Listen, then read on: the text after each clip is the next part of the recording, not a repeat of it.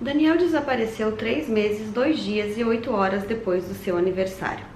Oi gente, tudo bem? Eu sou a Ana Lu e eu li Casas Vazias, da Brenda Navarro, com tradução para o português da Lívia de Ossola. A Brenda Navarro é uma escritora mexicana e eu fiquei com muita vontade de ler esse livro desde que eu comecei a ouvir falar da pré-venda dele pela editora Dublinense. Ele já tinha saído antes pela Tag, agora não sei dizer se pela curadoria ou pela Inéditos, mas eu não fiquei sabendo disso, né? E quando ele saiu pela Dublinense, então eu fiquei muito animada pra ler. Fiquei ainda mais animada quando a Dublinense me mandou esse exemplar. E foi uma leitura que eu quis fazer logo que o livro chegou na minha casa. E quando eu peguei, eu tive a sensação de que seria uma leitura de fazer em um dia só. Não só pelo tamanho, mas também pelo fôlego desse livro. E eu tava certa. Eu comecei a ler num sábado de manhã. Que bom que eu comecei num sábado e terminei no sábado de noite. Não foi nem de madrugada, foi tipo 7 da noite mesmo. Porque eu não consegui parar. E enfim, hoje a gente vai conversar um pouco sobre essa história. Bom, o fato que me fez ficar interessada nesse livro desde o início é que eu vi que ele traria tretas de maternidade, que é um assunto que eu gosto muito. E aqui a gente vai acompanhar principalmente duas mães, a mãe do Daniel e a mãe do Leonel. A questão é que as duas crianças são a mesma. Como vocês viram, né, na primeira frase que eu li ali no início do livro, o Daniel desapareceu. A mãe dele nunca tinha tido muita vontade de ser mãe e ela estava então vivendo aquela maternidade de um jeito muito pesado pra ela. Ela tava sempre exausta, desgostosa, sentindo toda a carga daquela criança em cima dela, que foi algo que ela nunca desejou, mas que ela estava vivendo. E um dia, quando o Daniel tinha ali 3 anos, ela tava no parquinho com ele, sentada num banco, meio displicente e cansada enquanto ele brincava, e quando ela olhou, ele desapareceu.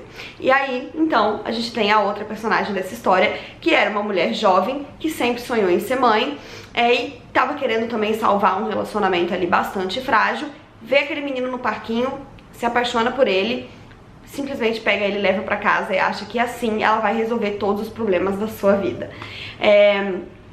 Ela dá pra perceber que ela tem uma boa dose aí de, não sei se de loucura, ou porque ela acha extremamente natural pegar uma criança de 3 anos na pracinha. Em algum momento, se eu não me engano, ela ainda fala que fica muito mais fácil trazer uma criança pronta do que passar por todo o processo, né, da gravidez, os primeiros meses. E ela chega em casa com aquele menino e ela fala pro parceiro dela: olha, esse daqui é o Leonel, ele é o nosso filho e a gente vai cuidar dele. E obviamente o cara fica extremamente confuso, a mãe dela fica confusa, ninguém sabe o que fazer, ela fica: meu Deus, ela sequestrou uma criança, ao mesmo tempo ninguém quer denunciar, e eles ficam todos então no meio desse enrosco.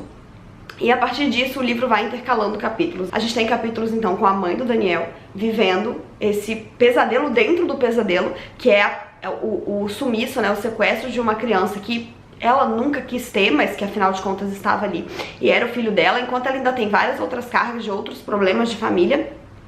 E do outro lado a gente vê a história da mãe do Leonel, que levou esse menino pra casa sem pensar 2 vezes, já tava num relacionamento conturbado, que obviamente vai se conturbar ainda mais, e que além de tudo vai descobrir algumas características do menino que ela não esperava. Então a gente ainda tem um bônus aí de falar sobre maternidade não idealizada, né? Aqui ela vai viver o pesadelo dentro de um sonho, porque além dela ter sequestrado uma criança, e só isso já tem uma enorme carga, como eu falei, essa criança vai ter algumas características que fogem da idealização que uma pessoa tem, né, quando ela pensa em ser mãe, em ter um filho. Então assim, é um livro que ele tem uma pegada gigantesca de thriller psicológico, porque a gente vai analisando o que tá acontecendo na vida dessas duas mulheres e especialmente dessa criança que tá perdida no meio desse enrosco todo.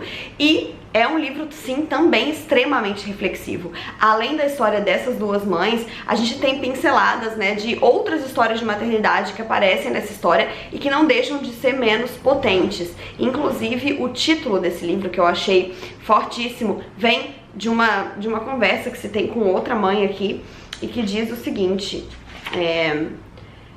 todos, sem exceção, tagarelavam e ouviam a si mesmos, enquanto nós, mulheres, nos olhávamos confusas e impávidas, porque era isso que tínhamos que fazer, sermos as casas vazias para abrigar a vida ou a morte, mas no fim das contas, vazias.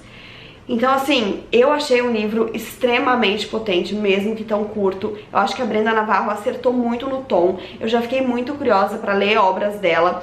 É um livro que eu recomendo muito. É óbvio que aqui vão ter alguns gatilhos muito profundos de maternidade, de luto materno, de maternidade atípica, é claro, de criança desaparecida, que eu acho que é um gatilho assim meu Deus, é uma das coisas que mais me dá pavor de pensar na minha vida, em ter alguém desaparecido. Pra mim, na minha visão, deve ser pior do que a morte. A única coisa que é pior que a morte, eu acho, porque, meu Deus do céu, imagina você não saber se a pessoa que você ama, né, aqui no caso um filho, que tem uma carga ainda maior, se tá vivo, se tá morto, se tá bem alimentado, se tá quentinho, enfim, bizarro, né, completamente bizarro. Então, não deixa de ser um livro um tanto assustador. Eu acho que eu cheguei a ver uma micro resenha dele que falava que ele era um conto de terror, e eu não duvido, né, porque ele é um thriller bastante intenso e, enfim, queria agradecer a Dublinense por ter me mandado essa cópia e confiar sempre no meu trabalho. É uma editora que eu amo muito e que eu tô sempre curiosa aí nas obras, e recomendar fortemente Casas Vazias. Então é isso, gente, espero que vocês tenham gostado desse vídeo. Não esqueçam de se inscrever no canal se ainda não forem inscritos e deixarem o joinha se curtiram, porque isso ajuda muito o canal a crescer. Um beijo e até a próxima. Tchau!